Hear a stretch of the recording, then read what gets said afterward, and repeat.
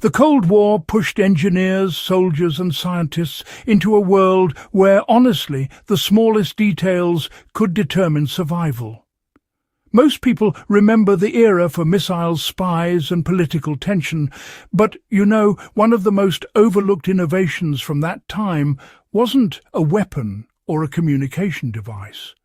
It was a humble, rugged, shockingly effective insulator created specifically for men stationed in the world's most unforgiving climates: Siberia, the Arctic Circle, Greenland, Alaska, and the mountain passes where temperatures regularly dropped far below zero. This material worked even when wool stiffened, cotton locked up with ice, and metal became too cold to touch. If you talk to old field engineers or Cold War veterans who were stationed in extreme climates, they'll tell you the same thing. This was the insulator that simply didn't freeze.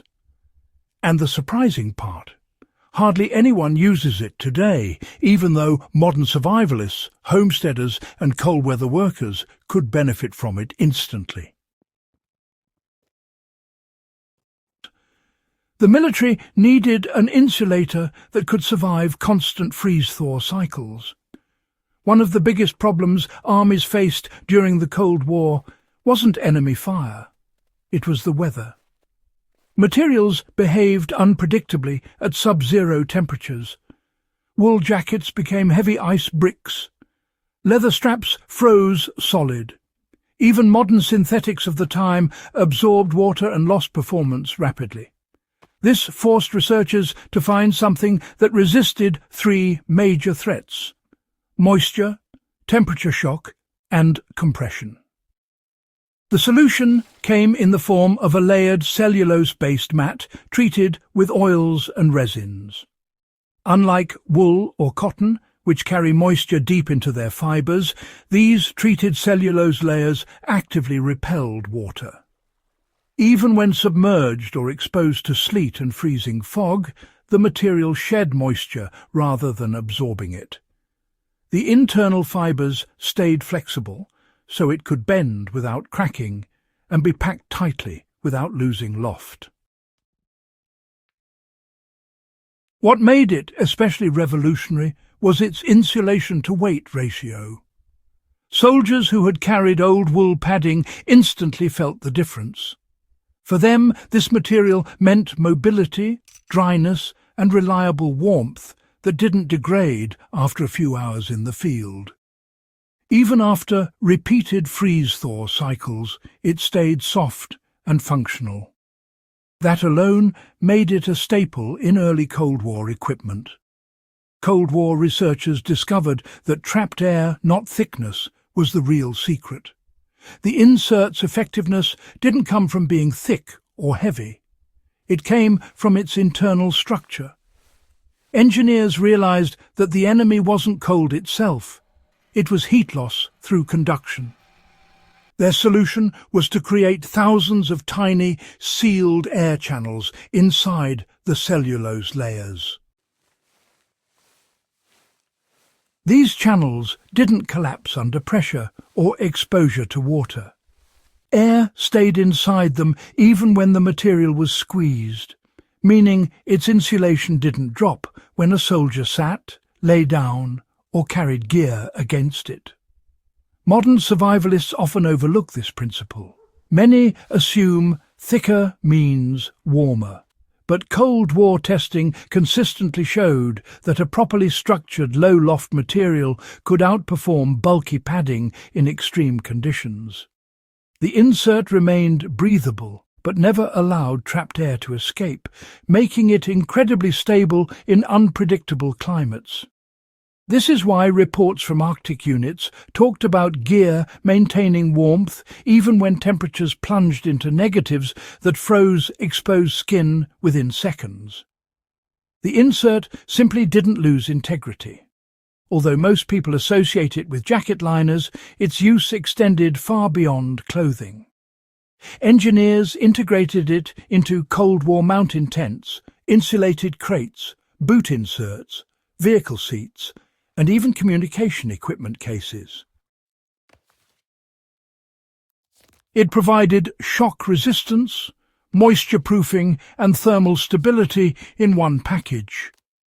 Old military catalogues from the 1950s and 1960s show that entire field systems were redesigned to take advantage of this new material.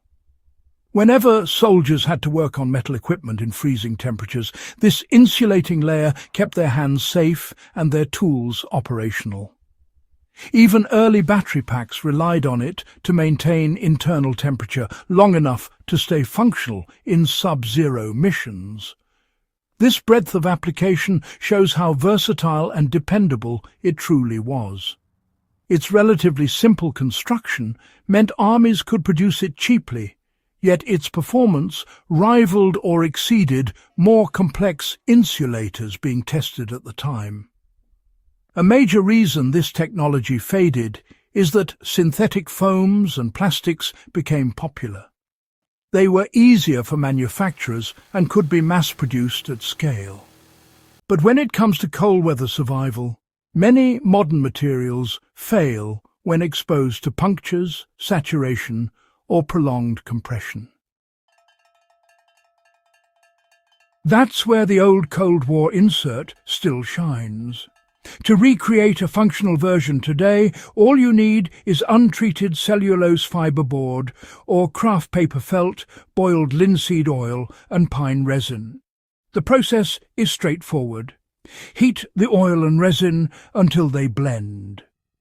Carefully brush or soak the cellulose layers until saturated.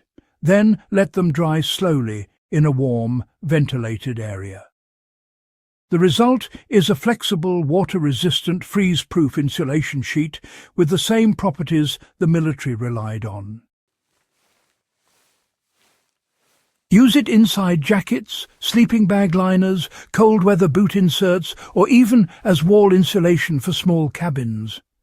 One practical method many DIY survivalists use is creating a removable vest insert. Cut the treated layers into panels that slide into the inner lining of a jacket. The material warms almost instantly against the body, and unlike synthetic fillers, it won't collapse or clump after extended use. For field shelters, you can create larger sheets and sandwich them between tarp layers.